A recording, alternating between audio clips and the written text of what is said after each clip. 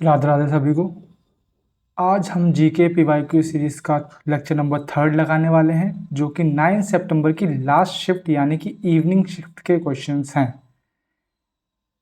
इससे पहले हमने 9 सितंबर की शिफ्ट नंबर 2 की थी, तो ये इस पीवाईक्यू सीरीज़ का ये 3rd लेक्चर रहने वाला है।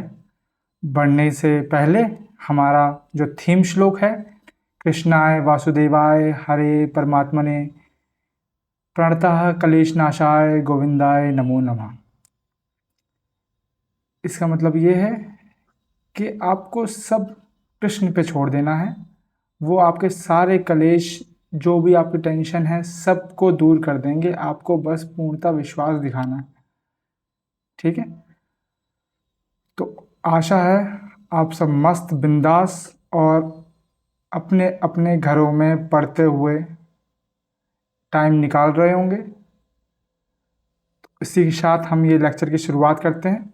बढ़ते हैं अपने पहले क्वेश्चन की तरफ, जो कि रहने वाला है, Who among the following devised the system of subsidiary alliance? Lord Wellesley, Canning, William Bentinck, Dalhousie. तो ये इस क्वेश्चन का आंसर देने से पहले मैं आपको कुछ प्रीफेस या कुछ स्टोरी बताता हूँ, ठीक है। स्टोरी शुरू होती है हमारी सेकेंड जो एंग्लो मराठा वॉर हुई थी, मैसूर वॉर हुई थी, सॉरी, एंग्लो मैसूर वॉर हुई थी। आपको पता है ये ब्रिटिश के अगेंस्ट हुई थी, और इसमें हैदर अली जो हैं उनकी डेथ हो जाती है, और इसको फिर उनका बेटा टीपू सुल्तान लीड करता है, ठीक है। टीपू सुल्तान लीड करता है, और ये जो है एक तरह से ड्रॉ रहती है, मतलब इसमें जीत का फैसला नहीं हो पाता है, और ये ख़त्म होती है ट्रीटी ऑफ मैंगलोर से।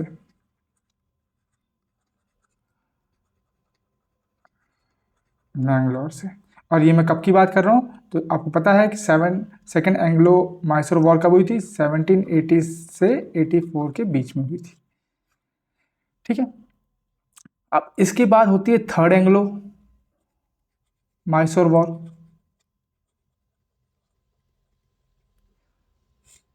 कब से कब तक? 1790 से 92 के बीच में होती है।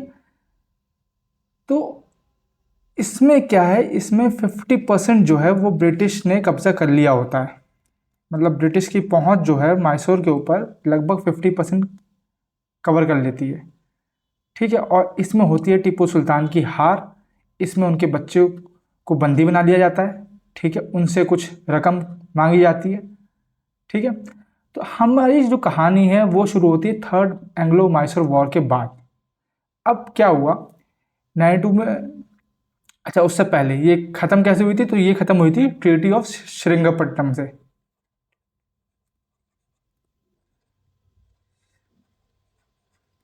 पट्टनम से, जो कि 1792 में ही हुई थी, क्योंकि ये यहीं पे ख़त्म हुई थी, ठीक है। 1792 लिखने की ज़रूरत तो है नहीं। अब इसके बाद होती है हमारी स्टोरी शुरू। क्या होता है, टीपू सुल्तान हार जाते हैं। उसके बाद 1794 में टीपू सुल्तान ज्वाइन करते हैं जैकोबियन क्लब। ये फ्रेंच का क्लब है, और आपको पता है जो फ्रांसीसी होते हैं उनकी और ब्रिटिश की कभी नहीं बनती है आपस में, ठीक है। उनके वॉर चलते रहते हैं, इंडिया में नहीं, बाहर अपने देशों में उनके वॉर चलते रहते हैं। और 1794 में जो टीपू हैं वो ज्वाइन करते हैं जैकोबियन क्लब को, और साथ ही साथ जो उनकी आर्मी है वो भी फ्रेंच द्वारा ट्रेन की जाती है, ठीक है। अब क्योंकि ब्रिटिश और फ्रेंच की चल रही है लड़ाई, तो ब्रिटिशर्स ने किया क्या, ब्रिटिशर्स ने बुलाया लॉर्ड वेलेस्ली को। इसको बुलाने का भी एक रीज़न था, क्योंकि इन्होंने फ्रेंच के जो नेपोलियन कहे जाते हैं उनको हराया था फ्रेंच के नेपोलियन को। तो इसलिए इनको बुलाया गया, किससे लड़ने के लिए? टीपू सुल्तान से लड़ने के लिए, ठीक है। और लॉर्ड वेलेस्ली ने देखा कि टीपू और फ्रांसीसियों के बीच में अच्छे रिश्ते हैं, अच्छे रिलेशनशिप डेवलप हो रहे हैं, तो ये लेके आए सब्सिडियरी अलायंस, इसकी वजह से लेके आए। ठीक है, अलायंस लेके आए। और ये जो सब्सिडियरी अलायंस है, ये कौन लेके आया? लॉर्ड वेलेस्ली लेके आए। तो ये हमारा आंसर हो गया। और ये कब लेके आए, ये क्वेश्चन है। और सब्सिडियरी अलायंस का मतलब क्या है, ये भी एक क्वेश्चन है। तो ये लेके आए 1798 में। ठीक है, अब इस सब्सिडियरी अलायंस के अंदर अगर कोई राज्य जो है ये अलायंस अपनाता है, तो उसको फॉरेन फोर्सेस के साथ कोई समझौता नहीं रखना पड़ेगा, प्लस ब्रिटिश की आर्मी उसको प्रोटेक्ट करेगी, उसके राज्य को, और उसके बदले इन जो राज्य है वो इनकी आर्मी का खर्चा झेलेगा। ठीक है, तो जो सबसे पहली राज्य था जिसने ये क्या बोलते हैं अपनाया, वो था हैदराबाद, निज़ाम ऑफ हैदराबाद। कब अपनाया? 1798 में ही अपनाया। और मेन रीज़न ये था कि इन्होंने टीपू सुल्तान के डर से अपनाया। ये चीज़ आपको ध्यान रखनी है, इन्होंने टीपू सुल्तान के डर से अपनाया ये सब्सिडियरी अलायंस। ठीक है, तो ये कहानी थी। अब वहीं अगर लॉर्ड कैनिंग की बात कर लेते हैं, तो आपको पता है लॉर्ड कैनिंग का जिक्र कहाँ आता है? वो आता है 1857 के रिवोल्ट में। उस टाइम पे ये गवर्नर जनरल थे। ठीक है, लास्ट, क्योंकि जब 1858 का वो आया, एक्ट आया, तो उसके बाद इनको वाइसरॉय बना दिया गया, तो ये फर्स्ट वाइसरॉय भी थे। ठीक है, विलियम बेंटिक की जब बात करते हैं तो सती प्रथा की आती है कि इन्होंने सती प्रथा को इनके टाइम में अबॉलिश हुआ था। कब की बात है? ये 1829 की बात है। और वहीं डलहौजी की बात करते हैं, तो इन देखो इसके नाम में ये हाउजी है, तो ये लेके आए थे doctrine of lapse. Doctrine of lapse क्या है? कहने का मतलब है कि अगर किसी राजा का उत्तराधिकारी मतलब बेटा नहीं होता है, तो वो राज ऑटोमेटिकली ब्रिटिश के अंडर आ जाएगा और ब्रिटिश उसको एडमिनिस्टर करेगा। ये पॉलिसी डॉक्ट्रिन ऑफ लैप्स की, मतलब दूसरे के घर को हड़पने का, बेसिक हड़प नीति बोलते हैं इसको हिंदी में, जिसके नाम में ये है हाउसी। ठीक है, तो ये एक एक बात आपको इन सब के बारे में याद रखनी है। ठीक है, बढ़ते हैं, जैसे जैसे क्वेश्चन आएंगे वैसे वैसे हम Lord Canning, William Bentinck, Dalhousie के बारे में और भी बातें नोटिस करेंगे। जैसे कि विलियम बेंटिक के टाइम पे ही मैकॉले मिनट आया था, मैकॉले मिनट जो एजुकेशन से संबंधित था, इसके बारे में भी और चर्चा करेंगे। ठीक है, बढ़ते हैं सेकंड क्वेश्चन की तरफ। सेकंड क्वेश्चन है, eight which Olympic was kho kho featured in an exhibition in the main stadium. ठीक है, उससे पहले मैंने आपको प्रीवियस लेक्चर में क्या बताया था कि इंडिया को ओलंपिक्स में टोटल कितने गोल्ड मिले हैं? 10 गोल्ड मिले हैं, जिसमें से 8 जो है हॉकी टीम जीती है। ठीक है, एक हमारे अभिनव बिंद्रा जीते हैं, और एक गोल्ड जो है वो नीरज चोपड़ा ने दिया है भारत को। ये चीज़ आपको मैंने प्रीवियस लेक्चर में बताई। अब यहाँ पे ओलंपिक्स की बात कर लेते हैं। ओलंपिक्स से रिलेटेड आपको 2 नाम याद रखने हैं। एक है पियरे दे कुबर्टिन, पियरे दी क्यूबर्टिन या क्यूबर्टिन, और एक है दिमित्रियस वैकिलास। ठीक है, अब इन दोनों का नाम आपको क्यों याद रखना है? क्योंकि ये जो थे ये फाउंडर थे, और इन्होंने रिंग्स जो हैं, जो आप रिंग्स देखते हैं, ठीक है, 5 रिंग्स देखते हैं ना आप, तो वो रिंग्स का इन्होंने ही डिज़ाइन किया था। कब किया था? 1913 में। ये चीज़ आपको याद रखनी है। और सेकेंडली इन्होंने एक एसोसिएशन बनाया था जिसको बोलते हैं इंटरनेशनल ओलंपिक काउंसिल 1894 में, और उसके फर्स्ट प्रेसिडेंट थे ये डिमिट्री विकलास। और दोनों ने मिलके मतलब कि बेसिकली ओलंपिक्स के फाउंडर कहे जाते हैं दोनों। ठीक है, ये चीज़ आपको ध्यान रखनी है। अब वापस आते हैं क्वेश्चन पे। तो खो खो पहली बार कब आया था खेल में? तो वो आया था 1936 के ओलंपिक्स में, जो कि कहाँ हुए थे? जो कि हुए थे बर्लिन, जर्मनी में। ये चीज़ आपको याद रखनी है। ठीक है, उसके बाद हम देख लेते हैं फर्स्ट ओलंपिक्स। ओलंपिक्स के फर्स्ट ओलंपिक्स देख लेते हैं, जो समर ओलंपिक है, विंटर ओलंपिक है, ये सब देख लेते हैं कहाँ कहाँ हुए ओलंपिक, क्योंकि ये भी पूछे जाते हैं। तो समर देख लेते हैं, समर कहाँ हुआ है और कब हुआ है, और विंटर देख लेते हैं क्योंकि ये बहुत ज़्यादा क्वेश्चन पूछे जाने वाला सवाल है। और साथ ही साथ हम फर्स्ट यूथ ओलंपिक देख लेते हैं, ये कब स्टार्ट हुए, समर वाले और विंटर वाले। ठीक है, ये देख लेते हैं। तो आपको पता है होगा कि फर्स्ट ओलंपिक जो समर वाले हैं वो ग्रीस एथेंस में शुरू हुए थे। ग्रीस एथेंस में कब हुए थे, 1896 में हुए थे, ये आपको याद रखना है। विंटर वाले 1924 में चैमोनिक्स फ्रांस में हुए थे। वहीं समर वाले 2010 में हुए थे सिंगापुर में, ये याद रखना है। साथ ही साथ विंटर वाले 2012 में स्टार्ट हुए इंसब्रक ऑस्ट्रिया में, ये आपको याद रखना है। साथ साथ अपकमिंग जो आने वाले ओलंपिक है वो भी थोड़े याद रखने हैं कि 2026 में ये कब होंगे, कहाँ होंगे, और 2028 में कहाँ होंगे। 2026 में होंगे, ये होंगे मिलाना और कॉर्टिना में, ये कहाँ पे है, ये है इटली में, याद रखना है। और 28 वाले होंगे लॉस एंजलिस में। वहीं समर जो है यूथ ओलंपिक 2026 में कहाँ होंगे, तो वो भी आपको याद रखना है, वो होंगे ढाका और सेनेगल में। ये दोनों शहर कहाँ हैं, ये दोनों शहर हैं जापान। तो ये चीज़ आपको याद रखनी है। साथ साथ आप कॉमनवेल्थ गेम के भी देख लीजिएगा कि फर्स्ट कॉमनवेल्थ गेम्स कब हुए थे, कहाँ हुए थे। फर्स्ट कॉमनवेल्थ गेम्स, क्योंकि ये भी पूछे जाने वाला सवाल है। तो ये हुए थे 1930 में, 1930 में, कहाँ, हैमिल्टन कनाडा में। और सेकंड क्वेश्चन जो पूछा जाता है कि ये कॉमनवेल्थ गेम को इंडिया ने फर्स्ट टाइम कब होस्ट किया था,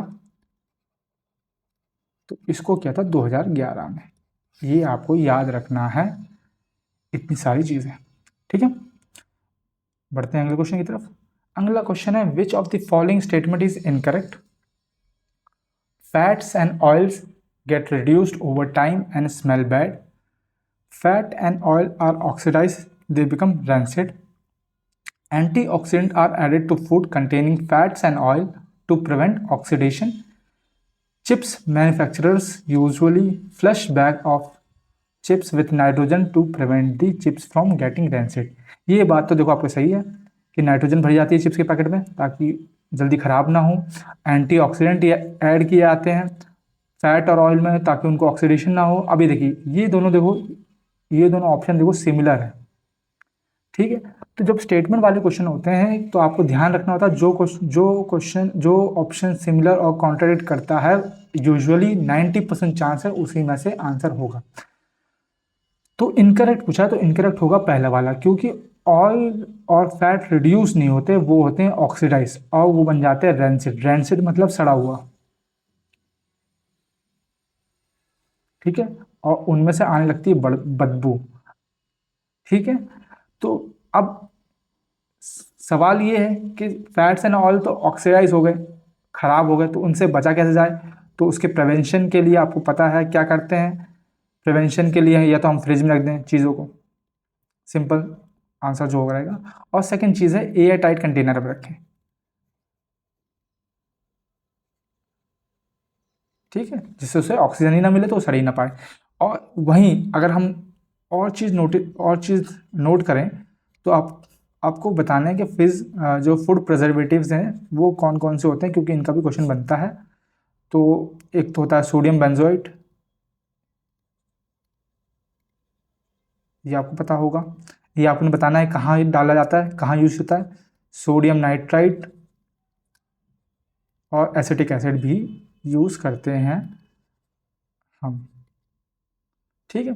तो आपसे मैंने पूछा कि जो सोडियम बेंजोइट है ये कहाँ यूज होता है, तो आपने खाया होगा टमाटो सॉस, और वो नहीं होता है ख़राब, चाहे आप कितनी भी कोशिश कर लें फ्रिज में रखें या ना रखें, तो उसमें डाला जाता है सोडियम बेंजोइट जो कि फूड को प्रिजर्व करता है।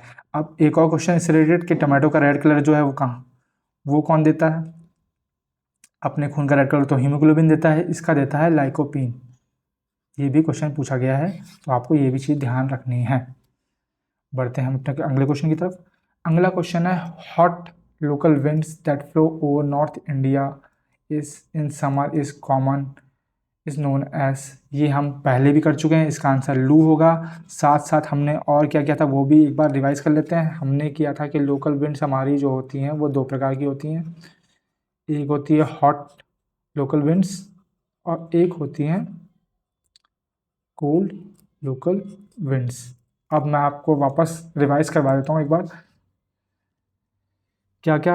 अब पता है लू तो हमारी इंडिया में होगी, ये हॉट होती है, साथ में हॉट क्या क्या होती है, फोन होती है, सिरोक्को होती है, खमसिन होती है, डॉक्टर हरमटन होती है, हरमटन या हरमटन, एक कैप डॉक्टर करके होती है, केप डॉक्टर, ब्रिक फील्डर, और चिनूक, चिनूक भी होती है, सेंटा एना। ठीक है। और कोल्ड में कौन कौन सी हो जाएगी, कोल्ड में हो जाएगी मिस्ट्रल, ब्लिज़र्ड और पंपेरो और सुराजो। ठीक है, ये आपको रिवाइज करनी है। अब आप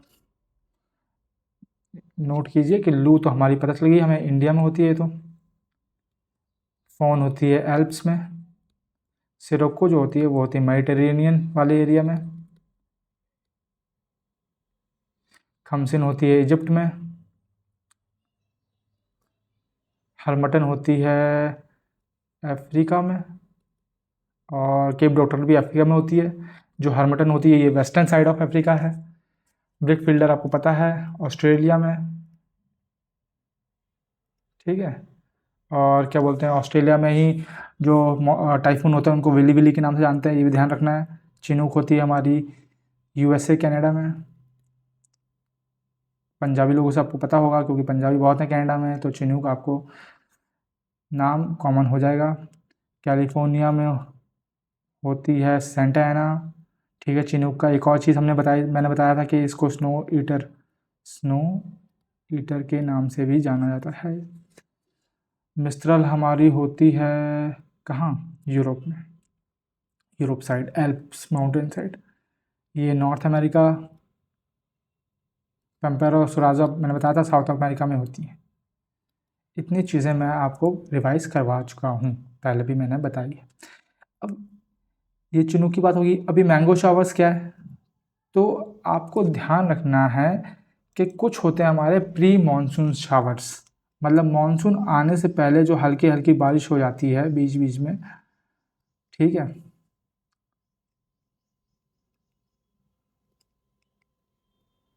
प्री मानसून शावर्स। ठीक है।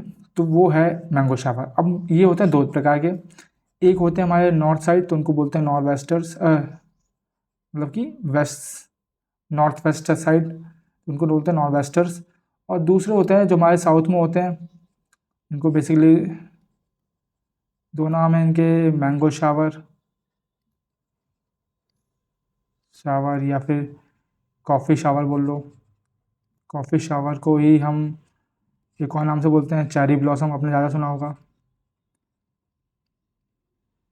और नॉर्थ वेस्टर को दो नाम से जाना जाता है, एक को बोलते हैं काल बैसाखी, आपने बताना है किस एरिया में काल बैसाखी बोलते हैं, और एक को बोलते हैं बरदोई शिला। बरदोई शिला या बरदोली चीरहा, मतलब कुछ कुछ क्वेश्चन में बरदोई चीरहा लिखा होता है, कुछ क्वेश्चन में बरदोई शिला लिखा होता है। तो काल बैसाखी ये किस तरफ जाना जाता है, तो ये जाना जाता है वेस्ट बंगाल साइड, और बरदोई शिला ये जाना जाता है आसाम साइड। और यही बरदोई शिला जो मानसून होता है ये किसके लिए अच्छा होता है, तो ये टी के लिए और जूट के लिए अच्छा होता है। मैंगो शावर्स हमारे मैंगो के लिए अच्छे होते हैं। ये कहाँ होते हैं? केरला और कर्नाटका एरिया में, कर्नाटका एरिया में। और ये भी केरला और केरला के आसपास एरिया में। और ये कॉफ़ी शावर्स आपको नाम में लिखा हुआ है कि कॉफ़ी के लिए बहुत अच्छा है। ठीक है, तो ये होता है प्री मानसून शावर्स, मतलब मानसून आने से पहले जो हल्की बारिश होती है उसको बोलते हैं प्री मानसून शावर्स। आपको ये चीज़ याद रखनी है क्योंकि इनके नाम पूछे जाते हैं। Kal Baisakhi, Bardoisila, mango shower, coffee shower, ये पूछे जाते हैं। और इनका एरिया भी आपको लगभग याद होना है चाहिए। ठीक है, बढ़ते हैं फिफ्थ क्वेश्चन पे। फिफ्थ क्वेश्चन है हमारा, Nuakhai is the state festival of, किस राज्य का ये फेस्टिवल है? तो हमने प्रीवियसली बिहार के फेस्टिवल देखे थे। कौन कौन से देखे थे? हमने देखे थे श्यामा चकेवा, ठीक है, याद कीजिए। छठ हमने देखा था कि ये भगवान सूर्यदेव और उनकी वाइफ के लिए मनाया जाता है। बिहुला देखा था, राजगीर देखा था, और हमने ये भी देखा था कि छठ का मतलब है 6, तो 6 दिन बाद ये दिवाली के मनाया जाता है। एक सोनपुर देखा था, सोनपुर कैटल फेयर, ये भी बहुत पूछा जाता है। कैटल फेयर है मतलब जानवरों का मेला, ये भी बहुत पूछा जाता है। तो इसका आंसर है उड़ीसा। ठीक है, अब उड़ीसा के हम और भी देखेंगे, यहीं देख लेते हैं। तो उड़ीसा के हम देख लेते हैं। तो उड़ीसा के और क्या है? एक फेस्टिवल है कलिंग, कोणार्क, कोणार्क सन टेम्पल भी है। या बताएंगे किसने बनाया था? राजप्रभा, रथ यात्रा, छऊ। अब छऊ 3 प्रकार का होता है, ये बताऊंगा मैं। और बाली यात्रा, बाली यात्रा, ये याद रखना है। छऊ जो 3 प्रकार का होता है उसका नाम है पुरुलिया, सरायकेला, ठीक है, और मयूरभंज। आपको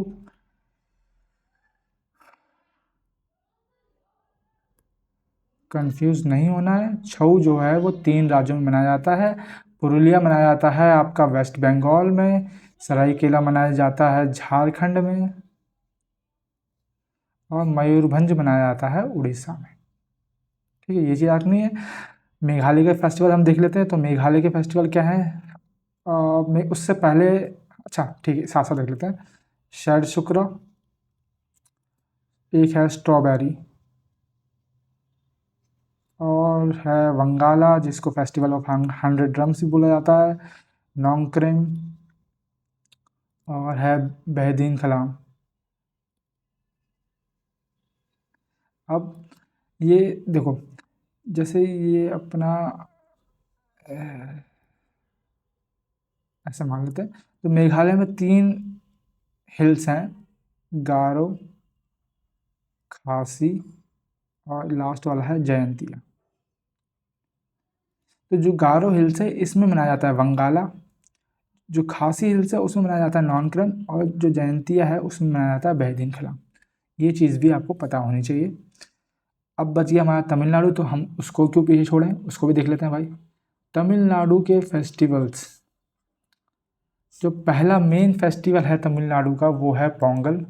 और पोंगल का मीनिंग भी पूछा जाता है कि भाई पोंगल का मीनिंग क्या है? तो पोंगल का मतलब है टू बॉयल, क्योंकि इसमें खिचड़ी जैसे उबाल के मतलब जो फेस्टिवल का खाना होता है वो बनाया जाता है। और पोंगल भी बहुत तरह का होता है, जैसे सूर्या पोंगल है, ठीक है, क्योंकि काफ़ी दिन मनाया जाता है। कानू पोंगल हो गया, ऐसे एक मठ पोंगल होता है, ठीक, और भी होते हैं। उसके बाद एक आपने फेस्टिवल बहुत देखा होगा टीवी वगैरह में या फिर फिल्म वगैरह में, जल्लीकट्टू, जिसमें बुल की फाइट होती है, ये आपने बहुत देखा होगा।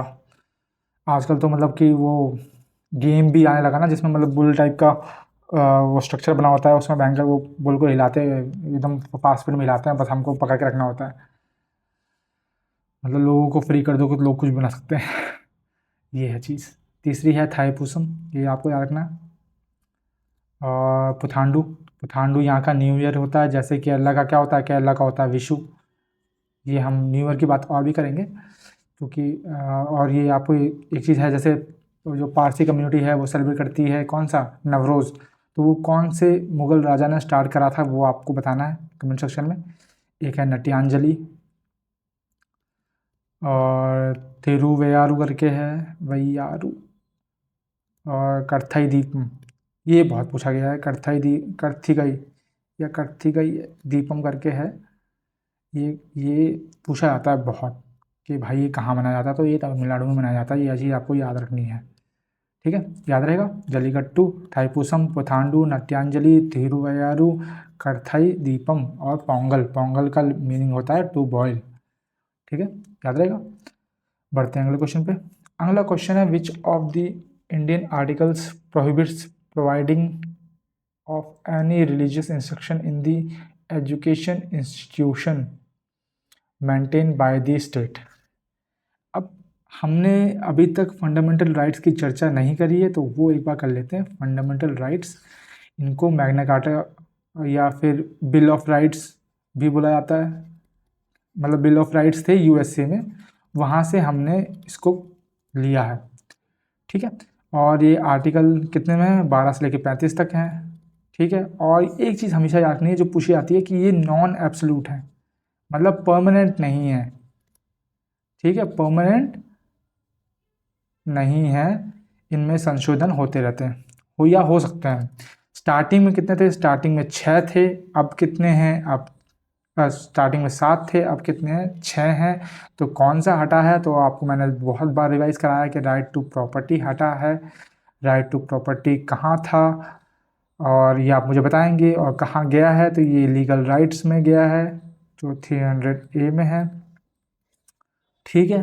और ये कौन से संशोधन से हटा है, तो ये 44th कॉन्स्टिट्यूशन अमेंडमेंट जो कि 1978 में हुआ था, उससे हटा है। इस टाइम पे पीएम कौन थे, ये भी क्वेश्चन पूछा गया है, तो इस टाइम पे मोरारजी देसाई थे, ठीक है। मैं आपको वही कराऊंगा जो पूछा गया है, तो ये चीज़ आपको ध्यान रखनी है, इसको मार्क कर लेना कि 44th कॉन्स्टिट्यूशन अमेंडमेंट से हुआ है। अब हम थोड़े फंडामेंटल राइट्स देख लेते हैं कि 12 से 35 तक क्या क्या है उसमें। तो 12 में आपको याद करना है कि 12 में डेफिनेशन ऑफ स्टेट दे रखी है, ठीक है। 13 में दे रखा है, 13 में मतलब ये बोला गया है कि बेसिकली अगर कोई अनकॉन्स्टिट्यूशनल है राइट, अनकॉन्स्टिट्यूशनल है, तो उस राइट तो है, तो उसको वॉइड डिक्लेयर कर दिया जाएगा। तो ये बेसिकली एक इसको बोला जाता है doctrine of judicial review. Doctrine, ये आप क्वेश्चन पूछा गया था कि डॉक्ट्राइन ऑफ जुडिशियल रिव्यू जो है वो कौन से आर्टिकल को बोला जाता है, तो वो आर्टिकल नंबर 13 है। ये चीज़ आपको याद रखनी है, किसको बोला जाता है, आर्टिकल नंबर 13 को बोला जाता है। तो मेन जो हमारे आर्टिकल हैं वो 14 से स्टार्ट है, तो 14, 15, 16, 17 और 18 में हमारा है राइट टू इक्वलिटी।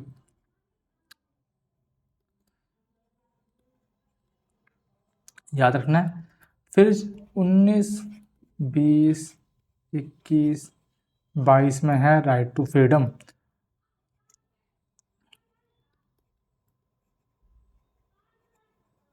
और इसमें भी बहुत हैं, ABCDEF तक है ये, ठीक है, मतलब इसके पार्ट्स और भी हैं। और 23-24 में है हमारा राइट अगेंस्ट एक्सप्लॉइटेशन, मतलब चाइल्ड लेबर वगैरह।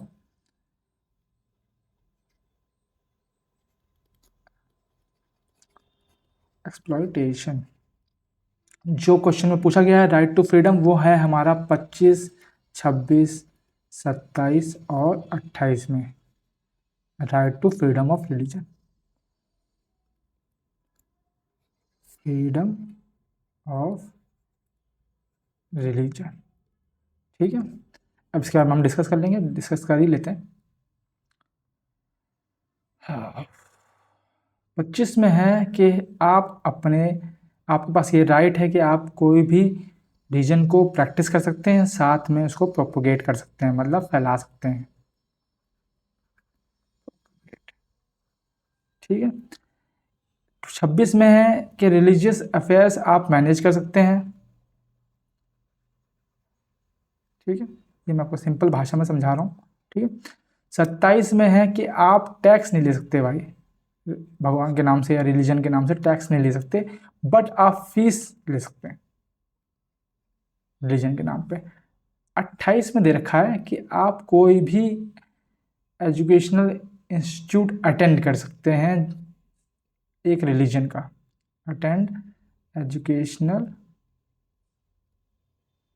इंस्टीट्यूशन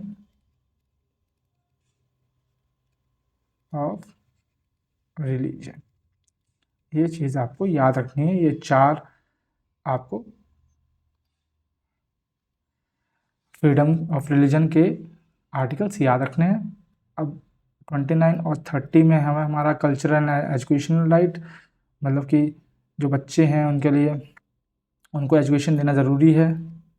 6 से 14 साल के बच्चे के लिए कौन से ये उसमें एक संशोधन हुआ था वो आपको याद रखना है। 31 में हमारा प्रॉपर्टी है जो कि हट चुका है। और 32 में आपको पता है कॉन्स्टिट्यूशनल रेमेडीज़ करके है कि अगर आपके फंडामेंटल राइट्स का उल्लंघन हुआ है तो आप आर्टिकल 32 के ज़रिए आप सुप्रीम कोर्ट या हाई कोर्ट जा सकते हैं। ठीक है। और इसको हार्ट एंड सोल बोला था, क्या बोलते हैं, अंबेडकर जी ने, हार्ट एंड सोल, ये मैं आपको करा चुका हूँ। तो हमारा क्वेश्चन था कि which of the article prohibits of any religious instruction. Simple सी बात है, ये कौन सा है, ये हमारा आर्टिकल नंबर 28। ठीक है, याद रहेगा। बढ़ते हैं अगले क्वेश्चन पे।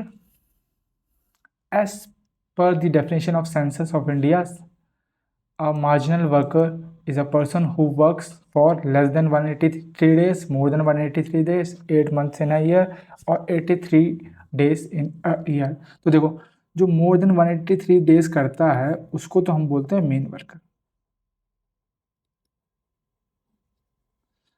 तो जो मार्जिनल वर्कर पूछा है तो मार्जिनल वर्कर वो होता है जो लेस देन 183 डेज करता है काम एक साल में। अब 2011 के सेंसस के बारे में मैंने कुछ कुछ बताया था आपको कि इसके चंद्रमौली थे रजिस्ट्रार जनरल। ठीक है। और हाईएस्ट लिटरेसी रेट कहाँ है, केरला में है। और हमने जो प्रीवियसली जो क्वेश्चन आया था उसमें पूछा गया था वर्क पार्टिसिपेशन रेट, ये भी मैंने आपको बताया था। यही इसको रिवाइज कर लेते हैं। पार्टिसिपेशन रेट वो कितना था, 39.8 एवरेज है, जिसमें मेल कितने हैं और फीमेल की परसेंटेज क्या है, तो फीमेल की 25.51 है और मेल की 53.36 है। ठीक है। इसके चंद्रमौली थे, ये चीज़ रखनी है। अभी अभी कौन है करंट में, तो वो एम के नारायण है, ये चीज़ आपको याद रखनी है। बढ़ते हैं अगले क्वेश्चन की तरफ। अगला क्वेश्चन है, इन विच ईयर वॉज द नए भारत के सपने campaign launch by Meta and the ministry of women. तो नए भारत के सपने कब लॉन्च हुआ था, और एक चीज़ और बताएंगे कि इससे इसका और कोई नाम, एक और नाम से उसको बोलते हैं, इसको बोलते हैं अमृत जनरेशन मूवमेंट। अमृत जनरेशन मूवमेंट। अब ये है क्या, ये बेसिकली एक कैंपेन है जो 2023 में लॉन्च हुआ था by Meta and ministry of women, जिसका मेन उद्देश्य था कि यूथ को एंगेज और एम्पावर करना है। ठीक है। अब इसमें क्या होता था, इसमें लगभग हर साल 50 यूथ को सिलेक्ट किया जाता था, उनको न्यू दिल्ली बुलाया और न्यू दिल्ली में उनका इंट्रैक्शन कराया किससे, इंडस्ट्री लीडर से और पॉलिसी मेकर से, ताकि वो जो है वो आगे बढ़ सकें और लोगों को मोटिवेट कर सकें।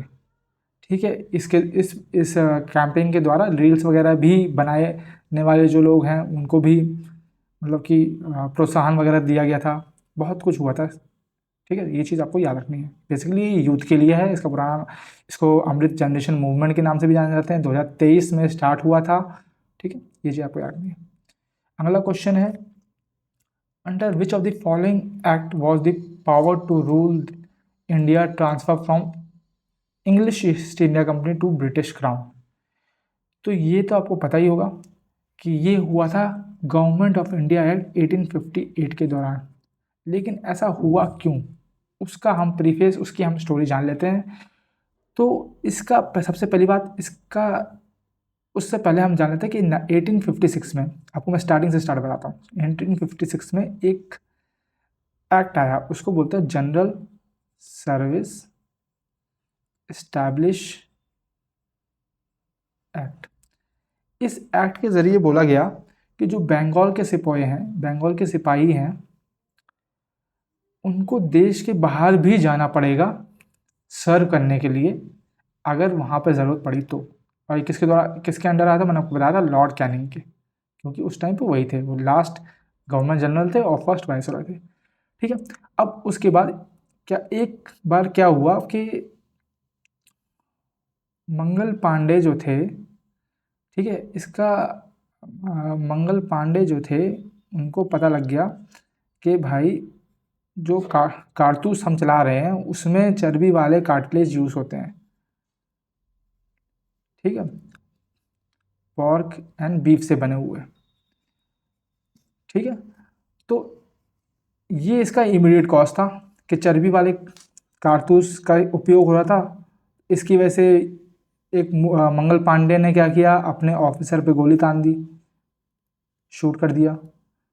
ठीक है, ऑफिसर तो चल बसा। अब इनको जो है, इनको सज़ा हुई, इनको फांसी दी गई 10 मई 1857 को। और इससे क्या हुआ, इससे लोग जो है वो भड़क गए। उससे पहले मंगल पांडे के बारे में एक और क्वेश्चन पूछा जाता है कि भाई किस इन्फेंट्री से थे, तो याद रखना कि 35 बंगाल नेटिव इन्फेंट्री से थे, इन्फेंट्री से थे, ये क्वेश्चन पूछा था सेकंड। ठीक है, और इनको 10 मई 1857 को फांसी दी गई और उसी दिन रिवोल्ट स्टार्ट हो गया। ठीक है, और दिल्ली जाने की बात की गई, दिल्ली चलो, टूवर्ड्स दिल्ली लिख लो आप। ठीक है, अब ये जो था, ये एक सेंट्रल मूवमेंट नहीं था, पहली बात। ठीक है, ये सेंट्रल मूवमेंट नहीं था और इसका कोई मेन लीडर नहीं था, ऑल इंडिया मूवमेंट नहीं था। इसकी वजह से ये फेल हुआ। पर इसको कुछ कुछ जगह पे लीड, मतलब छोटे छोटे एरियाज में इसको जिन लोगों ने लीड किया उनके हम नाम देख लेते हैं। तो आपको बताना है कि दिल्ली से किसने किया, लखनऊ से किसने किया, कानपुर से किसने किया,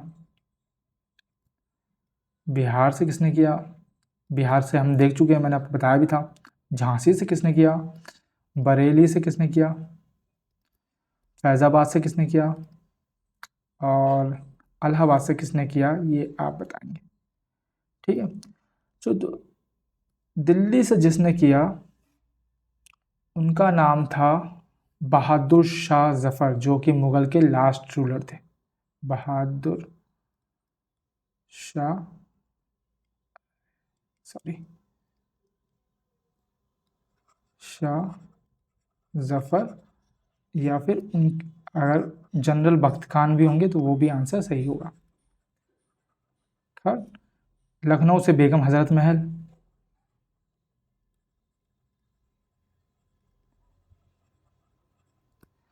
कानपुर से नाना साहेब और तात्या टोपे,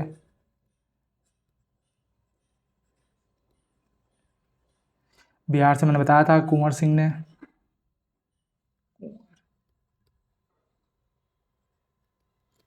झांसी से हमारी लक्ष्मीबाई, महारानी लक्ष्मीबाई, जिनका बचपन का नाम मणिकर्णिका था, ये क्वेश्चन भी पूछा गया है। खान बहादुर खान, ये बरेली से, और फैज़ाबाद से मौलवी अहमदुल्ला, मौलवी अहमदुल्ला, और इलाहाबाद से शामिल। ठीक है, अब ये मैंने आपको बताया, ये क्या हो गया, ये हो गया फेल। क्यों हो गया, क्योंकि ऑल इंडिया मूवमेंट नहीं था ये। ठीक है, इसमें कोई कोऑर्डिनेशन नहीं था, क्योंकि सेंट्रल या मेन कोई लीडर नहीं था। तो इसलिए इसकी वजह से ये हो गया सप्रेस। अब इसको किस किस ने सप्रेस किया था, किस किस एरिया में? तो दिल्ली से जिन्होंने सप्रेस किया था वो हैं जॉन निकोलसन। लखनऊ से हमारे हैं, हमारे क्या ये है हेनरी लॉरेंस। और इसी ने 1857 के रिवोल्ट को बोला था सिपोई म्यूटिनी। किसने बोला था? ये इसी ने बोला था, हेनरी लॉरेंस ने। कानपुर से थे, कानपुर में घंटा घर है तो कॉर्निन कैंपबेल। और झांसी से थे हमारे ह्यूग रोज। इन लोगों ने आराम से सप्रेस कर दिया था, ठीक है। बट इसके बाद ये क्लियर हो गया कि अब ये ईस्ट इंडिया कंपनी संभाल नहीं पाएगी, इसलिए जो क्या बोलते हैं, ये जो ईस्ट इंडिया कंपनी यहाँ पे ख़त्म कर दी गई और ये जो एडमिनिस्ट्रेशन था ये ब्रिटिश क्राउन के अंदर आ गया। साथ साथ क्या हुआ, जो गवर्नमेंट जनरल है वो बन गया वाइस रॉय। तो पहले वाइस रॉय कौन थे? वो हमारे लॉर्ड कैनिंग थे। कैनिंग थे, ये चीज़ आपको याद रखनी है। और साथ साथ ये भी रखना है कि इसको 1857 रिवोल्ट को फर्स्ट वॉर ऑफ इंडिपेंडेंस किसने बोला था? वो बोला था वीडी सावरकर ने। ये चीज़ भी पूछी जाती है, वीडी सावरकर। ये चीज़ भी आपको याद रखनी है, ठीक है। बढ़ते हैं आगे। मतलब बेसिकली यहीं से मेन जो है कहानी स्टार्ट होती है इंडिपेंडेंस तक, ठीक है। और जैसे जैसे मतलब कि क्वेश्चन आते जाएंगे वैसे वैसे मैं आपको जो छोटे छोटे प्रीफेस हैं, छोटी छोटी कहानियाँ हैं, वो मैं आपको बताता रहूँगा, ठीक है। बढ़ते हैं अगले क्वेश्चन पे। विच of the following is an inactivated polio vaccine develop in 1952? ठीक है, तो पोलियो की वैक्सीन आपको पता है किसने डेवलप की थी? वो की थी जोनस सॉल्क ने, ठीक है। तो सॉल्क वैक्सीन इसका नाम हो जाएगा। इसको और किस नाम से आप बोलते हैं? इसको बोलते हैं एक्टिवेटेड पोलियो वायरस वैक्सीन, ठीक है, IPV। कब की थी वो तब पता चली गया, 1952 में की थी, ठीक है। अब और इसका ये पोलियो का वायरस कौन होता है जिसको कहता जिसके द्वारा होती है? उसका नाम है पोलियो माइलिटिस, माइलिटिस, माइलिटिस, ठीक है।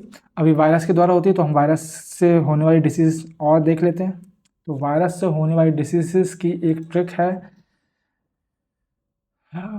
डिसीजेस वायरस के द्वारा, ठीक है। उसकी जो ट्रिक है वो मैं आपको बता देता हूँ। वो ट्रिक है हमारी डॉक्टर मिश्रा,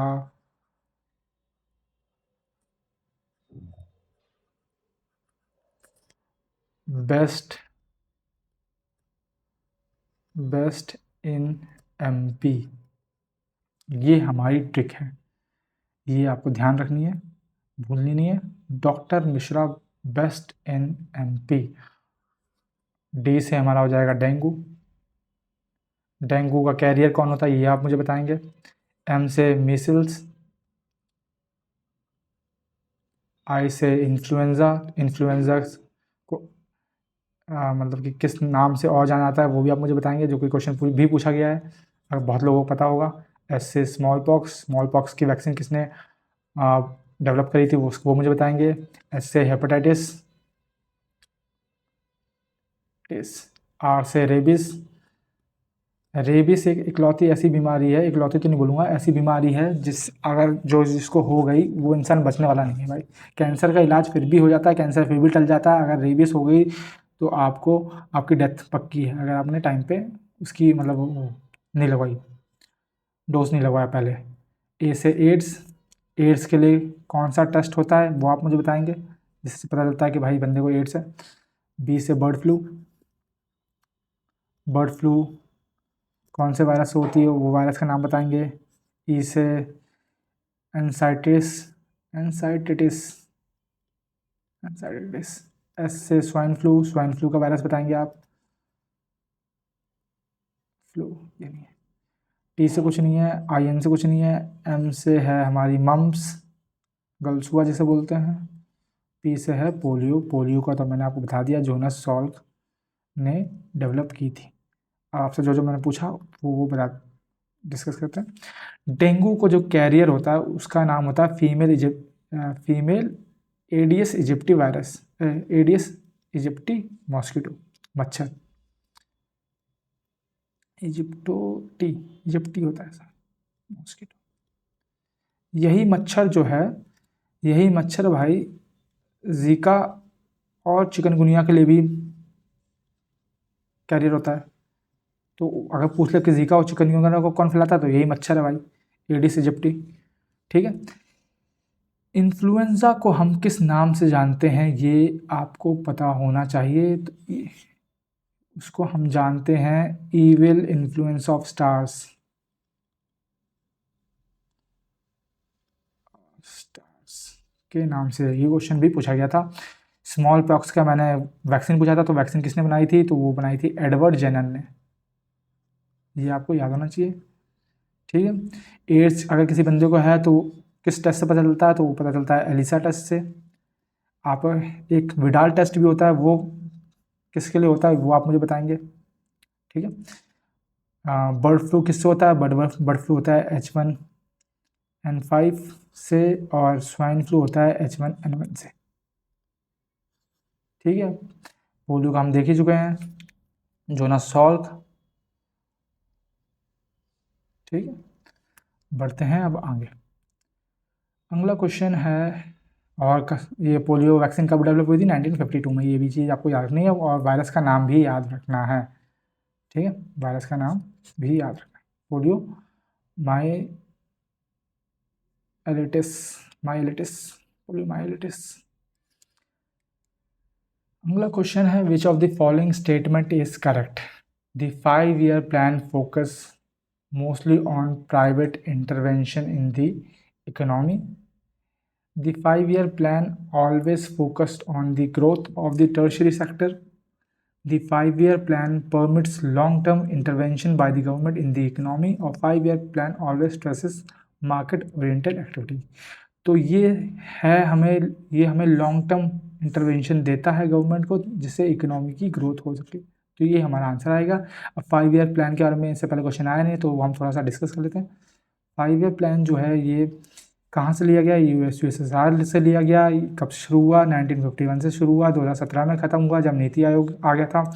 और ये एक कमीशन बनी थी, प्लानिंग कमीशन, वो लेके आई थी। ये चीज़ आपको पता होनी चाहिए। ठीक है। अब जो हमारे 5-year प्लान है उसके बारे में हम थोड़ा डिस्कस कर लेते हैं। जो हमारा फर्स्ट 5-year प्लान है,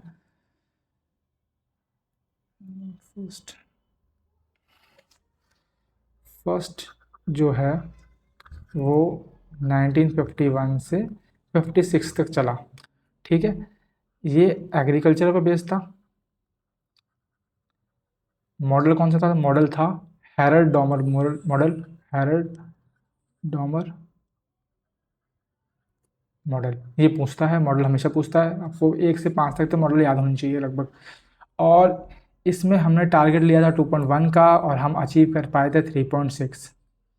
इस खुशी में हमने अगली बार जो सेकंड 5-year प्लान था उसमें हमने टारगेट लिया 4.5 का।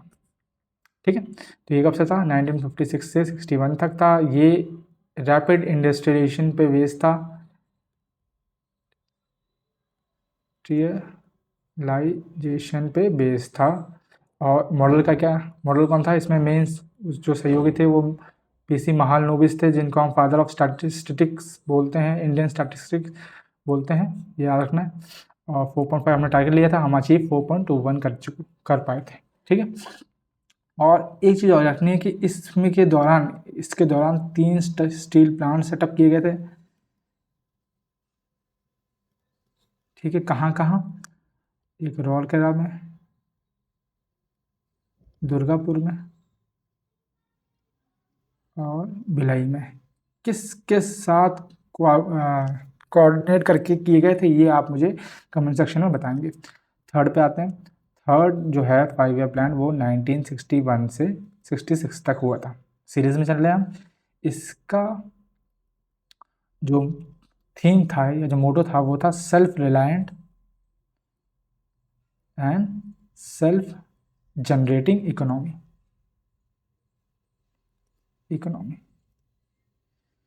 इसके मॉडल को आपको ध्यान नहीं देना है। इसमें हमने 5.6 टारगेट रखा और हमें एकदम दबा के थप्पड़ पड़े तो हमने अचीव कर पाया 2.72। अब इसके पीछे रीज़न क्या था? रीज़न ये था कि इस टाइम पे आ गया ड्रॉट, ठीक है। साथ में 1962 में हमने चाइना के साथ वॉर लड़ी और 1965 में हमने पाकिस्तान को भी पेला, ठीक है। आपको और चीज़ क्या रखनी है कि ग्रीन रेवोल्यूशन भी इसी टाइम पे आया था, ठीक है। और क्योंकि हम आधे से भी कम, आधा भी टारगेट अचीव नहीं कर पाए, इसके लिए हमें छुट्टी लेनी पड़ी, प्लान हॉलीडेज। हमें प्रिपरेशन के लिए कुछ टाइम लेना पड़ा जो कि 3 साल था। और इस 3 साल के दौरान आपको याद रखना है कि 2 PM की डेथ हुई थी। कौन कौन? तो हमारे नेहरू जी और लाल बहादुर शास्त्री। ये चीज़ आपको याद रखनी है, ठीक है। बढ़ते हैं आगे। मैं आपको कुछ याद दिला दूंगा, ठीक है। उसके बाद आया फोर्थ, ठीक है। फोर्थ जो स्टार्ट हुआ वो 1969 से 74 तक था। इसका क्या बोलते हैं थीम था ग्रोथ विथ स्टेबिलिटी। और एक चीज़, हाँ एक चीज़ और जो मैं बताना भूल गया, वो ये था कि इन तीनों के दौरान जो इन तीनों दूसरे कलर से दिखाया था, इन तीनों के दौरान हमारे जो PM थे वो नेहरू जी थे, ठीक है। ये आपको याद रखना है। अब वापस आते हैं, ठीक है। और ठीक है, और इसका मॉडल कौन सा था ये भी आपको याद रखना है। तो इसका रुद्र एलन मॉडल था। और कभी कभी इसमें गडगिल फॉर्मूला भी बोलते हैं कि गडगिल फॉर्मूले पे भी बेस्ड था, या थर्ड वाले को भी गडगिल फॉर्मूले पे बेस्ड मान लेते हैं SSC वाले, ठीक है। इसमें भी हम माने नहीं, इसमें हमने टारगेट रखा 5.7 का और हम अचीव कर पाए 2.05, ठीक है। इससे रिलेटेड आपको कुछ चीज़ें याद रखनी है कि भाई इसमें हम लेके आए थे फैमिली प्लानिंग प्रोग्राम, ठीक है। साथ में एक चीज़ लॉन्च हुई थी जिसको बोलते हैं स्माइलिंग बुद्धा क्या है आपको पता होना चाहिए, ठीक है। नहीं है तो फिर मैं बताता हूँ। उससे पहले हम एक फिफ्थ भी पढ़ लेते हैं। तो फिफ्थ में क्या था? फिफ्थ में हमारा था अटेनमेंट ऑफ सेल्फ रिलायंस। ये हमारी थीम थी, अटेनमेंट ऑफ सेल्फ रिलायंस, ठीक है। और ये आपको पता है, आगे जोड़ लीजिए 1974 से 79 तक, ठीक है। और ये किस मॉडल पर बेस्ड था? ये मॉडल था दीपिधर मॉडल पूछते हैं, ये याद रखना है। इसका टारगेट हमने कम लिया अब की बार, और अब की बार हम 4.8 सही साथ अचीव कर पाए, ठीक है। और फिफ्थ में ही गरीबी हटाओ, इसका ना प्लान लेके आए, गरीबी हटाओ, ठीक है। ये चीज़ रखनी है। कौन लेके आया था? तो इंदिरा गांधी, जो कि उस टाइम की वो थी PM थी, ठीक है। तो आपको ऐसे याद रखना है कि भाई कि स्टार्टिंग के 3 5 ईयर प्लान में नेहरू जी थे, उसके बाद के 3 5 ईयर प्लान में इंदिरा गांधी थी। गरीबी हटाओ, ठीक है। स्माइलिंग बुद्धा क्या था? स्माइलिंग बुद्धा हमारा फर्स्ट अंडरग्राउंड न्यूक्लियर टेस्ट था। याद रखना भाई, ये क्वेश्चन पूछा जाता है, टेस्ट था। और फिफ्थ और फोर्थ ईयर प्लान से रिलेटेड क्या था कि भाई 14 जो बैंक थे वो भी नेशनलाइज हुए थे, इसी टाइम पे, 4th 5 ईयर प्लान के दौरान। ठीक है, अब इसके बाद 5th के बाद आते हैं हमारे रोलिंग प्लान। क्यों आते हैं वो आपको पता है कि भाई इंदिरा गांधी ने लगा दी इमरजेंसी 1975 में। उसके बाद आई जनता पार्टी, जनता गवर्नमेंट आई 1978 में। ठीक है, तो इसलिए ये गैप आ गया और इस गैप को बोलते हैं रोलिंग प्लान से, 1978 से 80 तक के बीच में। ठीक है, ये चीज़ आपको याद नहीं है। उसके बाद 6th आया, 6th के भी इंदिरा गांधी थी, मैंने बताया शुरू के 3 नेहरू जी, बाद के 3 इंदिरा गांधी। ठीक है, 6th में नेशनल इनकम को बढ़ाने की बात की गई थी। ठीक है, और नेशनल जो रूरल लैंडनेस एम्प्लॉयमेंट गारंटी स्कीम जो थी वो 6th के दौरान आई थी। 7th में हमारी राजीव गांधी थे, जिसकी थीम थी फूड वर्क एंड प्रोडक्टिविटी। उसके बाद हमारे वापस एनुअल प्लान आ गए थे, क्योंकि 1991 में बीओपी क्राइसिस हो गया था। ठीक है, गवर्नमेंट चेंज हुई थी, न्यू गवर्नमेंट आई थी। 8th में नई गवर्नमेंट आई तो उसके पीएम थे पीवी नरसिम्हा राव। और 8th में ही इंडिकेटिव प्लानिंग की बात की गई थी। कौन सा मॉडल था, तो जॉन डब्ल्यू मिलर मॉडल था। उस 8th में ही लाइसेंस राज खत्म किया गया। 9th में अटल बिहारी वाजपेयी की सरकार आई थी। ठीक है, 10th और 11th, 10th वाला जो है अटल बिहारी वाजपेयी प्लस मनमोहन सिंह। 11th और 12th में सिर्फ मनमोहन सिंह पीएम थे। ठीक है, और 12th के बाद आपको पता है 1 जनवरी 2015 को नीति आयोग का फॉर्मेशन हुआ। 2015 में नीति आयोग आ गया, मोदी लेके आए। ठीक है, इसके चेयरमैन मोदी थे।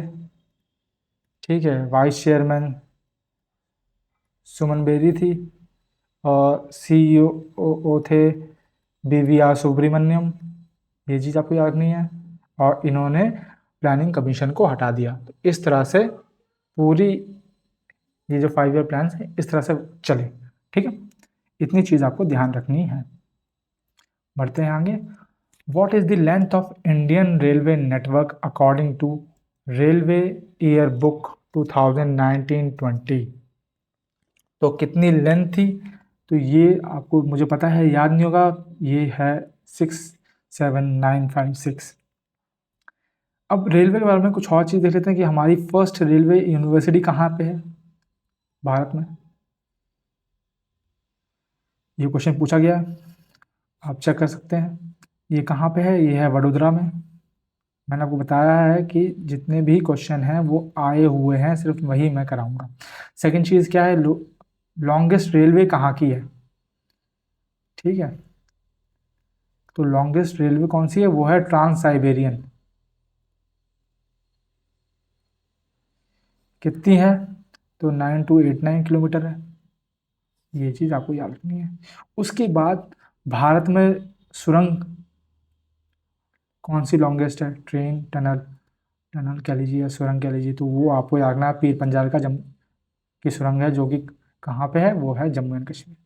ये क्वेश्चन भी पूछा जाता है, ये चीज़ आपको याद रखनी है। ठीक है, कि फर्स्ट रेलवे यूनिवर्सिटी कहाँ है, वो वडोदरा गुजरात में है। लॉन्गेस्ट रेलवे किसकी है, ट्रांस साइबेरियन है।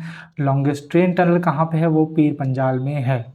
और अभी अटल टनल की बात भी मतलब न्यूज़ में चल रही थी, वो कहाँ पे है वो आपको मुझे बताना है। ठीक है, कहाँ पे सिचुएटेड है और इसकी क्या स्पेशलिटी है, ये आप मुझे बताएंगे। बढ़ते हैं हम अगले क्वेश्चन की तरफ। अगला क्वेश्चन है, इन प्रधानमंत्री Gramin Awas Yojana the cost of unit assistant is share between central and state government in the ratio in plain areas. ये चीज़ आपको ध्यान रखनी है, प्लेन एरिया से पूछा है। तो प्लेन एरियाज में कितना रेशियो होता है सेंट्रल और स्टेट के बीच में, 60-40 होता है। जो 90-10 यहाँ दे रखा है, ये किसकी कहाँ पर होता है, ये नॉर्थ ईस्ट में होता है। कि नॉर्थ ईस्ट में भैया सेंट्रल की तरफ से 90% सहयोग मिलेगा, और स्टेट की तरफ से या फिर 10%, या फिर हिली एरियाज जैसे हिमाचल प्रदेश हो गया ऐसे। अब आपको क्या चीज़ याद रखनी है कि प्रधानमंत्री ग्रामीण आवास योजना, ये इसका पहले का नाम था इंदिरा आवास योजना। ठीक है, ये इंदिरा गांधी के टाइम पे स्टार्ट हुई। कब स्टार्ट हुई, 1985 में हुई। ठीक है। और इसके बाद इसको 1989 में नेहरू जवाहर रोजगार योजना में मर्ज कर दिया गया, जवाहर रोजगार योजना में मर्ज कर दिया गया। और ये जो इसका नाम है प्रधानमंत्री ग्रामीण आवास योजना, प्रधानमंत्री ग्रामीण आवास योजना, ये इसका नाम पड़ गया चेंज होके 2016 में। अब देखो, जैसे ये ग्रामीण के लिए है, रूरल के लिए है ये, वैसे ही प्रधानमंत्री अर्बन आवास योजना भी है, शहरी आवास योजना। ये कब स्टार्ट हुई थी? तो ये 2022 में स्टार्ट हुई थी। ये भी आपको याद रखना है, ये भी पूछा जाता है। ठीक है, ध्यान रहेगा। बढ़ते हैं आगे। Silappatikaram, the earliest epic poem in Tamil was written in 5th and 6th century by किसने लिखी थी? तो ये हम बात कर रहे हैं संगम एज की। ठीक है, इसकी भी हम थोड़ी चर्चा कर लेते हैं। संगम एज जो है बेसिकली 300 BC से 300 AD के टाइम पीरियड को बोला जाता है। यहाँ संगम एज के दौरान 3 संगम हुई। संगम मतलब 3 मीटअप हुए। पहला मीटअप जो है वो मदुरई में हुआ, और माना जाता है कि पहले संगम पे अगस्त ऋषि जो हैं वो आए थे, ऐसा माना जाता है। सेकंड जो है वो कपाड़पुरम में हुआ, पुरम में। और कपाड़पुरम सेकंड संगम के दौरान ही एक तोलका पीएम करके टेक्स्ट, तोलका पीएम करके टेक्स्ट बनाया। किसने? तोलका पीआर ने। ये याद रखना है। ठीक है, थर्ड हमारी हुई मदुरई में, थर्ड भी हुई मदुरई में। ठीक है, अब हमने इतनी बात कर ली, तो थोड़ी हम संगम लिटरेचर के बारे में और देख लेते हैं कि संगम लिटरेचर को हम बेसिकली 2 पार्ट्स में डिवाइड करते हैं। ठीक है, लिटरेचर को हम 2 पार्ट में डिवाइड करते हैं। एक जो है नरेटिव पार्ट जो है, मतलब जिसमें हम स्टोरी वगैरह देखते हैं, स्टोरीज से बना है। और एक पार्ट है डिडक्टिव, डिडक्टिक इसका मतलब है पोइटिक जो लिटरेचर है, जो बेसिकली एक लव के बारे में होती है या वॉर के बारे में होती है। लव वाले को हम एकम बोलते हैं या अकम, और वॉर वाले को पूरन बोलते हैं। तो इन लिटरेचर को नैरेटिव पार्ट को क्या बोलते हैं? इसको बोलते हैं मेल का नक्कू। और पोइटिक वाले को बोलते हैं केल का नक्कू, केल का नक्कू। ये याद रखना है। वापस आते हैं, तो ये थी हमारी लिखी गई थी इलैंगो अडिकल के द्वारा, ये चीज़ है।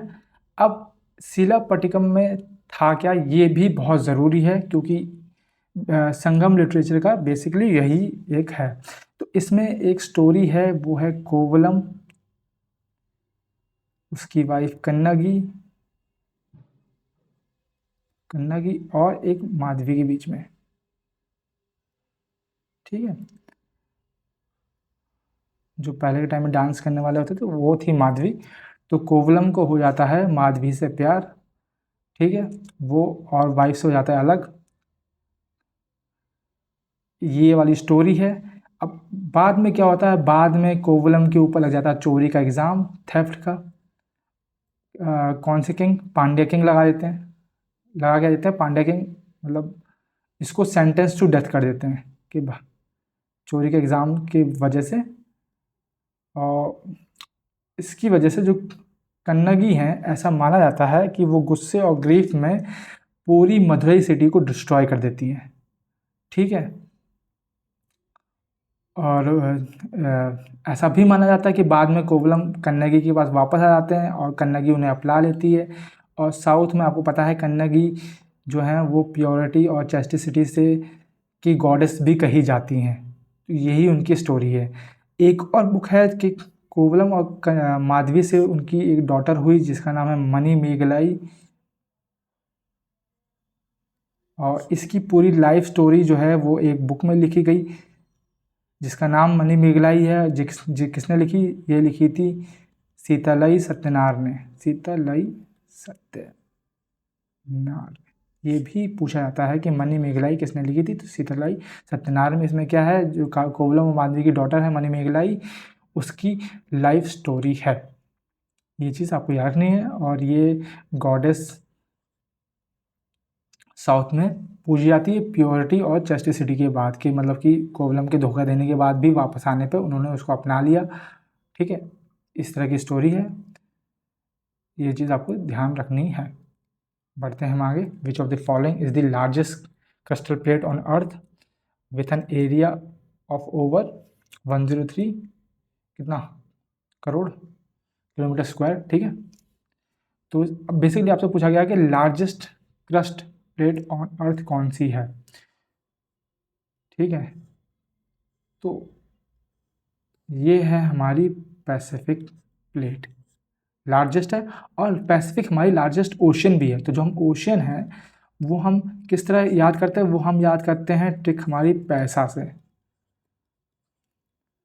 ठीक है, ये डिक्रीजिंग ऑर्डर में हमें याद करवाया जाता है। P for Pacific, Pacific ocean सबसे बड़ी है, उसके बाद है अटलांटिक,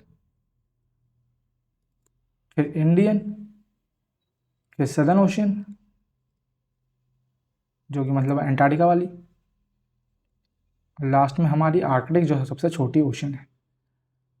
ठीक है, और अटलांटिक ओशन आपको पता है कि एस शेप की है, और यहाँ पे एक ग्रास पाई जाती है। वो ग्रास कौन क्या क्या नाम है ये भी आप मुझे बताएंगे, क्योंकि इसका भी क्वेश्चन पूछा गया है। ठीक, बढ़ते हैं आगे। आगे है which of the following personality is a Padmashri awardee folk singer from the state of Uttar Pradesh. तो अब देखो, आपको यहाँ पे दिमाग लगाना है। देखो, ईला अर्जुन एक तरह से साउथ का नाम लग रहा है, गुरमीत बाबा एक पंजाबी नाम लग रहा है। ठीक है, और तीजन बाई के बारे में आप पढ़ चुके हैं, ये छत्तीसगढ़ से हैं। और क्या तीजन के बारे में और क्या पढ़ रखा है कि ये किससे रिलेटेड है, ये हैं पंडावनी से, पंडावी डांस फॉर्म से, जो कि महाभारत को दर्शाता है। जो डांस फॉर्म महाभारत को दर्शाता है वो है पंडावनी। ठीक है, और ये छत्तीसगढ़ का है। ठीक है, और इनके बारे में और क्या चीज़ें देख चुके हैं, और हम देख चुके हैं कि भाई इनको पद्मश्री मिला है, भूषण मिला है, पद्म भूषण मिला है, विभूषण भी मिला है, और संगीत नाटक अकेडमी अवार्ड भी मिला है। संगीत नाटक अकेडमी अवार्ड भी मिला है। पद्मश्री कब मिला है, पद्मश्री मिला है 1987 में। ठीक है, भूषण कब मिला है, भूषण मिला है 2003 में, विभूषण मिला है 2019 में, और संगीत नाटक अकेडमी अवार्ड मिला है 1995। इतना हम तीजन बाई के बारे में जान चुके हैं, और ये पूछा जा रहा भी है। अब गुरमीत बाबा जो है, ये जो है हमारी ये लेडी फोक डांस सिंगर हैं। ठीक है, इनका आपने सॉन्ग सुना होगा, कौन सा सॉन्ग, जुगनी, जुगनी करके गाना सुना है, वो इन्होंने ही गाया है। और इसकी इनके बारे में एक चीज़ आपको रखनी है कि ये फर्स्ट फीमेल सिंगर थी जिन्होंने दूरदर्शन पे गाया था या दूरदर्शन पे परफॉर्म किया था, फर्स्ट फीमेल थी ये। ठीक है, ईला अर्जुन के बारे में भी आपको क्या पता है, आपको नाम नहीं पता होगा, लेकिन आपको इनके गाने पक्का पता होंगे। कौन कौन से गाने हैं, आपने करण जौहर मूवी देखी है, उसमें गाना है गुपचुप गुपचुप करके जो है गाना है, छत पे सोया था बहनोई करके जो गाना है वो भी ईला अर्जुन ने गाया है। और खलनायक में जो गाना है चोली के पीछे क्या है, वो गाना भी ईला अर्जुन ने गाया था। ठीक है, ये एक फीमेल है, ये मेल नाम नहीं है, ये फीमेल है। ठीक है, और इसका करेक्ट आंसर हो जाएगा अजीत श्रीवास्तव। ठीक है, तो इसमें आपको बस स्मार्टली एलिमिनेट करना था, आपको क्वेश्चन को एलिमिनेट करना आना चाहिए अगर आपको ऑप्शन के बारे में जानकारी नहीं है तो। ठीक है, ये है इस क्वेश्चन का आंसर। बढ़ते हैं आगे। आगे है which of the following countries won the first man Asian hockey championship trophy. उससे पहले आपको ये जो फर्स्ट किसने जीती तो वो तो ठीक है, लेकिन कब हुई थी ये भी बताना चाहिए। तो ये हुई थी 2011 में, और ये जीती है हमारे इंडिया ने। किसको हरा के, भाई पाकिस्तान को हरा के। पाकिस्तान को हमने पेल दिया था यहाँ पे। ठीक है। इस टाइम पर होस्ट कौन था? होस्ट था चाइना। ठीक है, और अभी 2024 में हुई है, वो भी इंडिया ने जीती है। किसको पेला है? हमने पेला है चाइना को। ये भी ध्यान देना है। और एक चीज़ और कि मोस्ट नंबर ऑफ ट्रॉफीज़ किसके पास है? वो भी हमारी इंडिया के पास ही हैं। कितनी है? हमारे पास 5 टाइटल्स हैं। एशियन हॉकी चैम्पियनशिप ट्रॉफी हमारे पास 5 हैं। ठीक है, ये चीज़ आपको याद होनी चाहिए। ओके, बढ़ते हैं आगे। विच of the following goods need further transformation in the economic process? कौन सा गुड है, सामान है, जिसको आगे ट्रांसफॉर्मेशन चाहिए होता है प्रोसेस के दौरान? ठीक है, consumer, durable good, finished good, immediate, intermediate good, capital good. ठीक है, अब थोड़ी बात कर लेते हैं। जैसे कि सपोज एक हमारे पास रॉ मटेरियल है। रॉ मटेरियल जैसे कि आटा मान लेते हैं, हमारे पास गेहूँ है। गेहूँ को हमने आटे में ट्रांसफॉर्म कर दिया। अब आटे से हमने बनाया ब्रेड, और ब्रेड से बनाया हमने सैंडविच। अब सैंडविच के बाद हमने लगी हमको भूख और हमने खा लिया, ये पहुंच गया पेट में। तो आटा, ये जो व्हीट है, जो गेहूं है, ये हमारा रॉ मटेरियल है, और जो लास्ट में बन के तैयार हुआ ये हमारा फिनिश्ड प्रोडक्ट है। इसको बोलते हैं फिनिश्ड गुड। और ये जो बीच के हैं ये हैं इंटरमीडिएट गुड। अब तो भाई देखो, फिनिश्ड गुड को तो अब आगे ट्रांसफॉर्म करने की जरूरत है नहीं, तो ये तो हमारा आंसर होगा नहीं। ठीक है, तो आंसर क्या होगा? आंसर होगा इंटरमीडिएट गुड।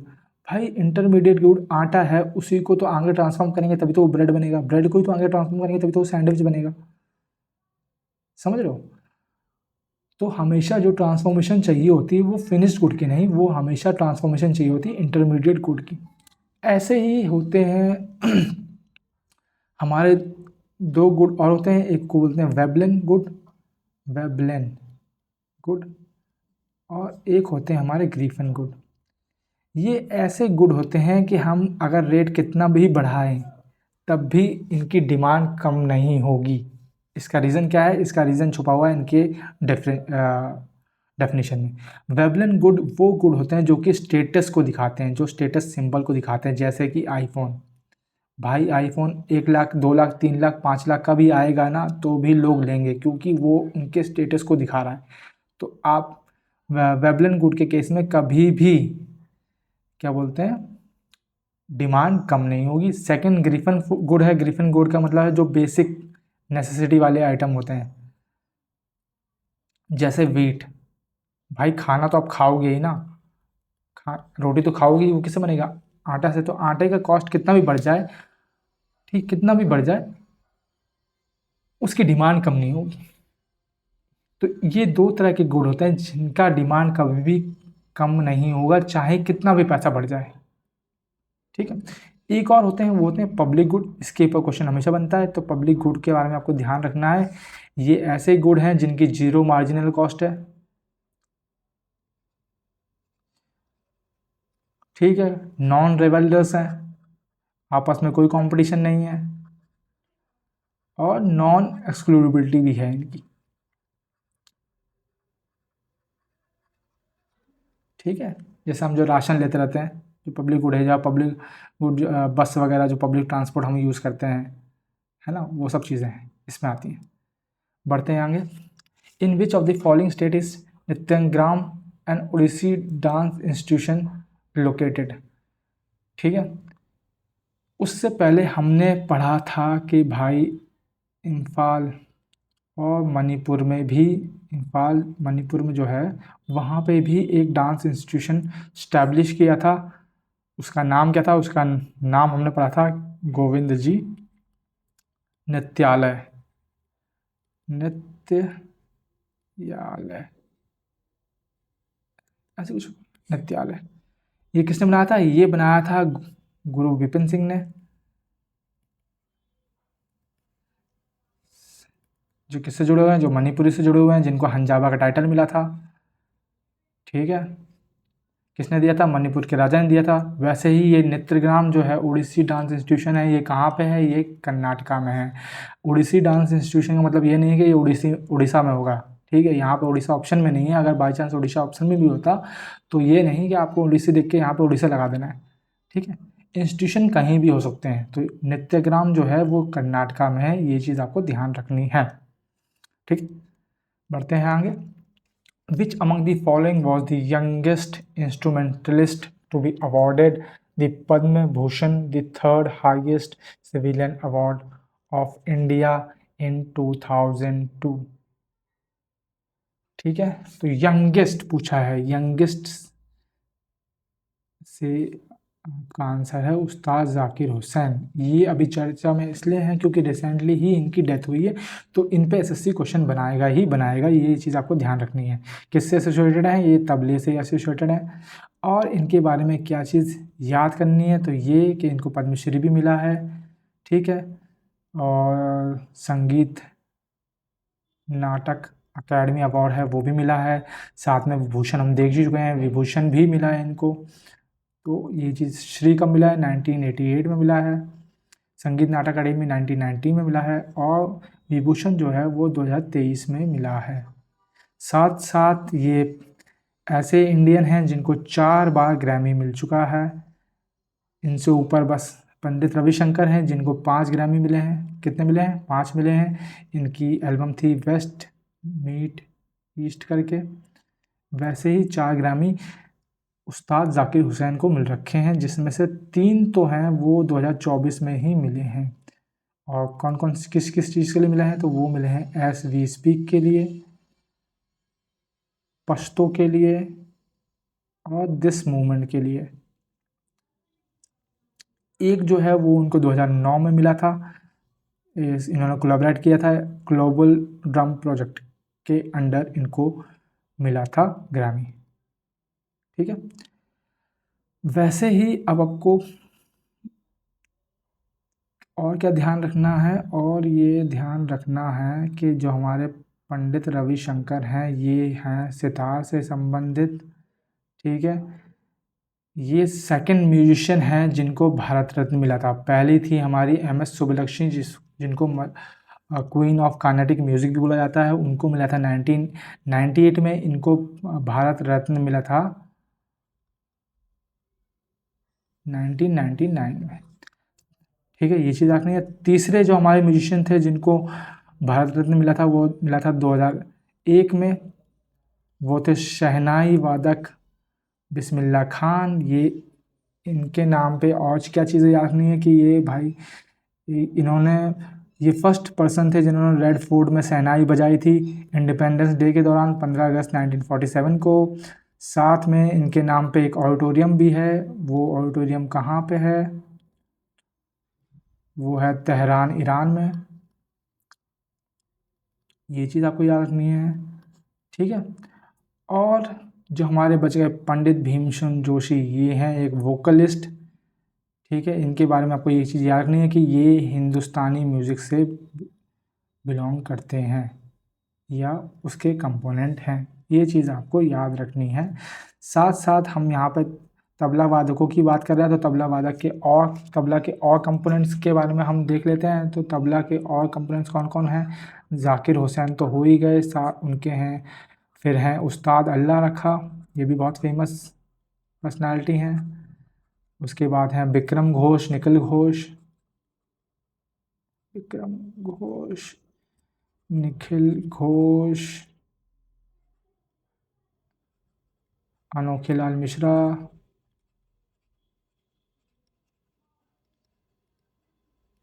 पंडित स्वपन चौधरी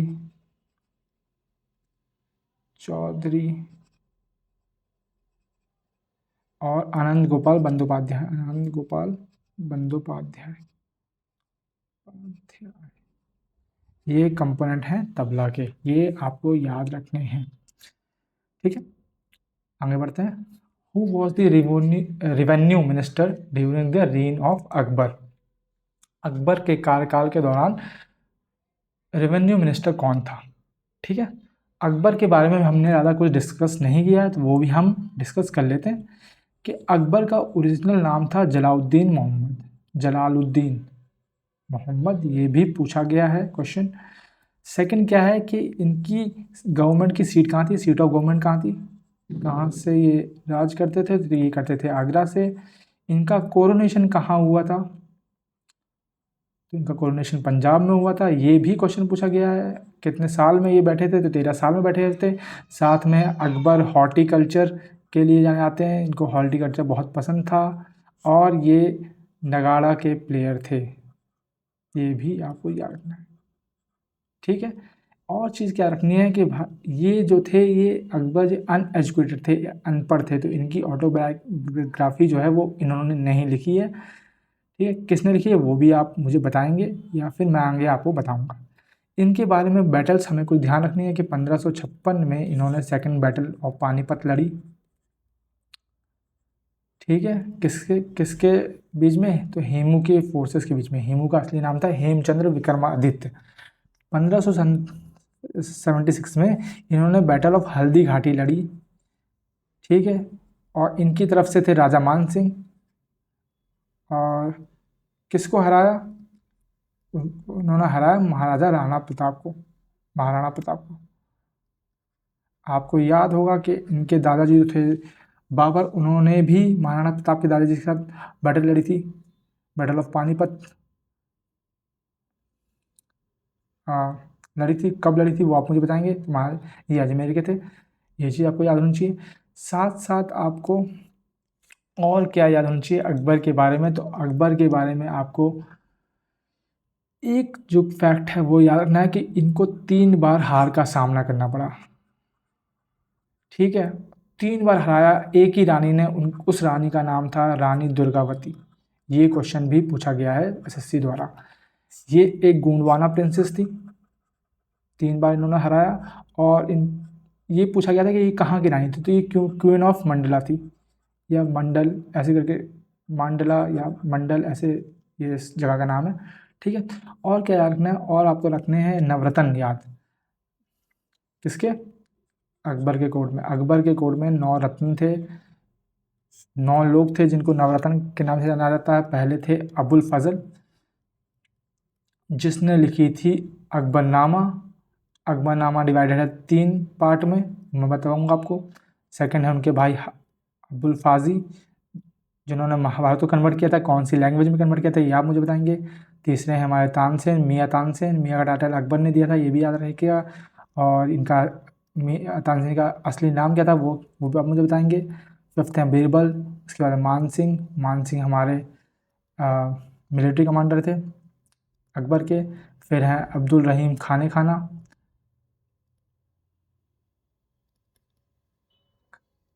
खाना।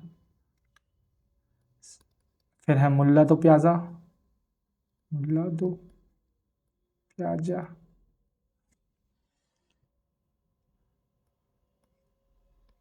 फ़कीर अजीज़ दिन। ये दोनों रिलीजियस मिनिस्टर थे। और फिर एक हैं हमारे टोडरमल। टोडरमल जो थे वो फाइनेंस मिनिस्टर थे। तो इसका आंसर क्या हो जाएगा? इसका आंसर हो जाएगा टोडरमल, जो रेवेन्यू मिनिस्टर थे। अब मैंने जो आपसे पूछा था वो मैं आपसे डिस्कस कर लेता हूँ। अबुल फजल ने लिखी थी अकबरनामा। ये 3 वॉल्यूम में है, 3 पार्ट में है। पहले पार्ट में उस अकबर के एंचेस्टर के बारे में दे रखा है, पूर्वज के बारे में। दूसरे में रीन के बारे में दे रखा है। और तीसरे में दे रखा है, तीसरे का नाम है एन ए अकबरी, जिसमें इसका एडमिनिस्ट्रेशन के बारे में दे रखा है। और आपको क्या याद रखना है कि जो इनका एडमिनिस्ट्रेशन था अकबर का, वो इसने किससे लिया था? तो वो किसका मतलब एडमिनिस्ट्रेशन इनको पसंद आया था, तो उन्होंने इसको अपनाया था। वो बंदे हैं शेर शाह सूरी। शेर शाह सूरी का एडमिनिस्ट्रेशन अकबर ने अपनाया था। तानसेन के बारे में क्या रखना है कि इनका असली नाम था राम तनु पांडे। मियाँ का टाइटल अकबर ने दिया था। और ये रीवा घराने से बिलोंग करते थे, रीवा ग्वालियर घराने से बिलोंग करते थे, ठीक है। इतनी चीज़ आपको पता होनी चाहिए। और क्या बोलते हैं, जो मनसब होते हैं, तो मान सिंह के पास 7,000 की टुकड़ी थी। हाईएस्ट जो मुग़ल के टाइम पे रहे हैं वो हाईएस्ट जो फोर्स रही है वो 10,000 की रही है, 10 से 10,000 के बीच में, ठीक है। और साथ में आपको क्या रखना है, टोडरमल लेके आए थे मनसबदारी सिस्टम।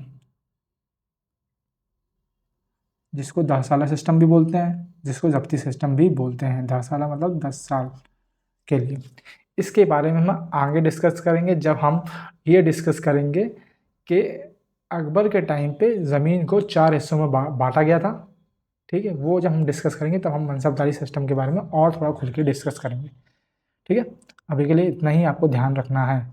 ये चीज़ आपको जरूर ध्यान रखनी है कि ये अकबर जो है 3 बार रानी दुर्गावती से हारे हैं। ठीक है, बढ़ते हैं आगे। विच of the following illustration shows the mitochondria structural details. Mitochondria क्या कौन सी है? तो जाहिर सी बात है आपको पता होना चाहिए माइटोकॉन्ड्रिया जो है वो भैया सॉसेज शेप का दिखता है, सॉसेज शेप का, तो एक ही है, वो यही है। अब माइटोकॉन्ड्रिया के बारे में आपको बहुत चीज़ पता होनी चाहिए। देखो जैसे ये जो है इसकी आउटर मेम्ब्रेन है, ये होती है पोरस। जो इनर मेम्ब्रेन होती है यहीं पे होता है एटीपी का फॉर्मेशन। एटीपी मतलब कि एडिनोसिव ट्राइफॉस्फेट का फॉर्मेशन होता है, जिसको बोलते हैं एनर्जी करेंसी। ठीक है, ये चीज़ आपको याद रखनी है। और माइटोकॉन्ड्रिया की लेंथ होती है 0.5 से 1 नैनोमीटर के बीच में। साथ में इसको माइटोकॉन्ड्रिया को बोलते हैं पावर हाउस ऑफ सेल। ठीक है, ये एपोप्टोसिस में इन्वॉल्व होता है। एपोप्टोसिस क्या होता है? ये प्लांट सेल डेथ जो होती है, प्लांट सेल डेथ, उसमें इन्वॉल्व होता है। और क्या रखना है कि ये क्रेब्स साइकिल का भी पार्ट है। क्रेब्स साइकिल क्या है? क्रेब्स साइकिल जो है वो साइकिल ऑफ एरोबिक रेस्पिरेशन जिसे बोलते हैं, उसका भी एरोबिक, उसका भी पार्ट है माइटोकॉन्ड्रिया। ठीक है, एरोबिक मतलब जिसमें ऑक्सीजन की ज़रूरत होती है। ठीक है, और क्या याद रखना है आपको माइटोकॉन्ड्रिया के बारे में कि इसका भाई खुद का डीएनए और राइबोसोम होता है, डीएनए प्लस राइबोसोम।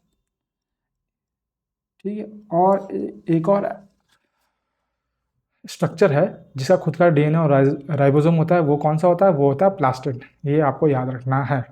इतनी चीज़ें माइटोकॉन्ड्रिया के बारे में। बढ़ते हैं आगे। तो हमें एक फॉर्मूला दे रखा है, हमें बताना है कि ये कौन सी चेन है कार्बोक्सिलिक एसिड की। अब कार्बोक्सिलिक एसिड क्या होता है उससे पहले हम देख लेते हैं कि फंक्शनल ग्रुप क्या होती है। फंक्शनल ग्रुप, तो याद रखना है आपको कि जिसके पीछे OH जुड़ा हुआ है वो होता है अल्कोहल, जिसके पीछे NH2 जुड़ा होता है वो होता है एमाइन। ठीक है, जिसके पीछे CHO जुड़ा होता है वो होता है एल्डिहाइड, और जिसके पीछे OOH जुड़ा है, यहाँ देखो 2 O और 1 H जुड़ा हुआ है, तो ये होते हैं कार्बोक्सिलिक एसिड। ठीक है, जिसमें कार्बन में डबल बॉन्ड ऑक्सीजन जुड़ा होता है उसको बोलते हैं केटोन। ये चीज़ आपको याद रखनी है।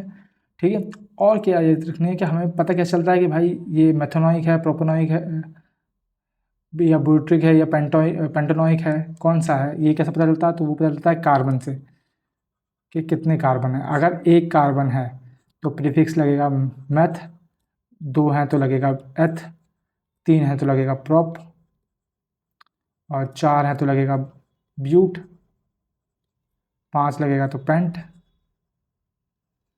6 हैं तो हेक्स, 7 हैं तो हेप्ट, 8 हैं तो ऑक्ट, 9 है तो नॉन या फिर नॉनेन। ठीक है, इस तरह से हम देखते हैं। अब यहाँ पे देखते हैं यहाँ पे कितने कार्बन है, 1 2 3 4 हैं, तो ये है ब्यूट्रिक एसिड। क्लियर, इस तरह से आपको देखना था। और अगर सपोज यहाँ पे लगा होता CHO तो ये एल्डिहाइड हो जाता। ये आपको बता दिया मैंने फंक्शनल ग्रुप का काम क्या। फंक्शनल ग्रुप जो है वो जो चेन है उसको डिफाइन करते हैं कि वो अल्कोहल है, अमीन है, एल्डिहाइड है, कीटोन है, क्या है। ठीक है, बढ़ते हैं आगे। आगे है article 77 of Indian constitution deals with, किससे डील करता है article 77? Term of office of vice president, vice president of India, oath of office by vice president, या conduct of business in the government of the government of India. उससे पहले हम देख लेते हैं वाइस प्रेसिडेंट के आर्टिकल्स। वाइस प्रेसिडेंट के articles जो हैं वो आर्टिकल 63 से 71 के बीच में है। ये चीज़ आपको याद होनी चाहिए। तो 63 में क्या है, 64 में क्या है, 65 में, 66 में, 67, 68, 69 और 71।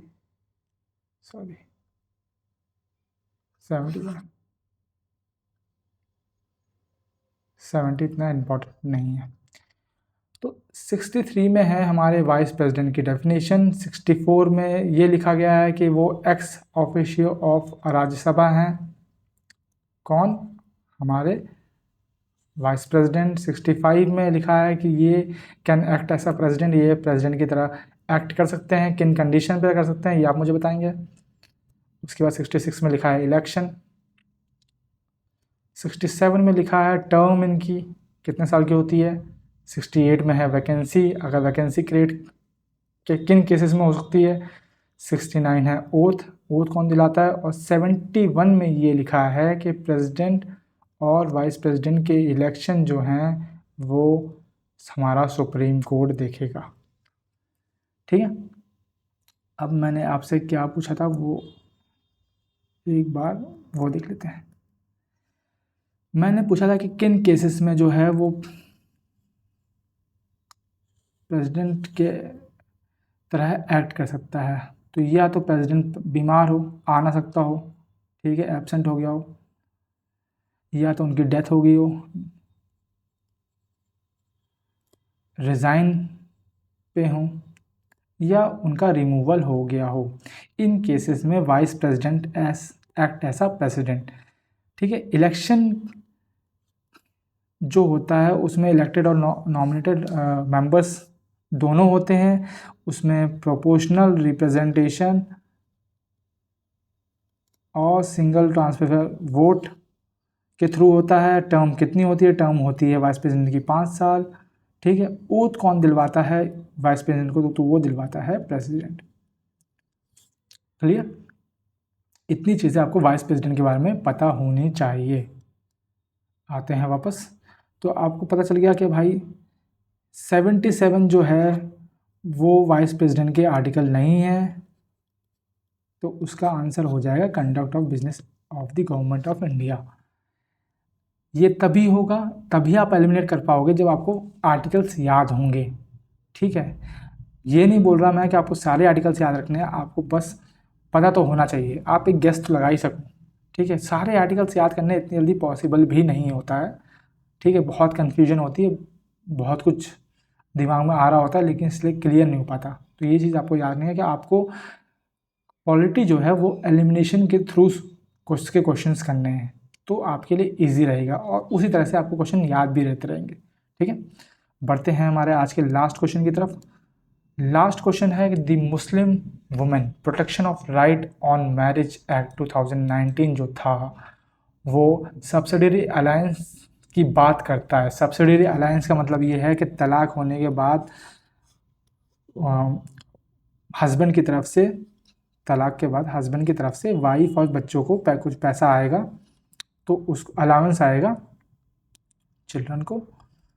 तो वो कौन सा सेक्शन बताता है? तो वो है हमारा सेक्शन नंबर 5। ठीक है, सेक्शन नंबर 6 में है कस्टडी के बारे में बात की गई है, कस्टडी ऑफ माइनर चिल्ड्रन।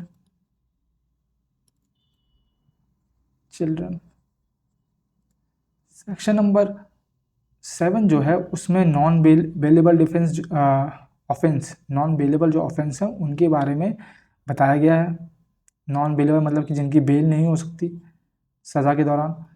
और सेक्शन 4 में हमारे ट्रिपल तलाक जो होता है, ट्रिपल तलाक, उसके बारे में बताया गया है। सेक्शन 4 के बारे में under the protection of right on marriage act 2019। ठीक है, ये आपको याद नहीं करना पर आपको एटलीस्ट पता होना चाहिए। ठीक है, क्योंकि ये क्वेश्चन जब आया है तो इसका मतलब है कि इसके बारे में पता तो होना ही चाहिए। ठीक है, तो यहीं पे हमारा आज का सेशन समाप्त होता है। आशा है आप सबको पसंद आया होगा। ठीक है, और ऐसे ही मैं आगे और भी चीज़ें डिस्कस करता रहूँगा अपने सेशंस के थ्रू। और हम जो इंग्लिश शिफ्ट करने वाले हैं वो 10 सितंबर की शिफ्ट नंबर 1 करने वाले हैं। तो तब तक के लिए राधे राधे सभी को।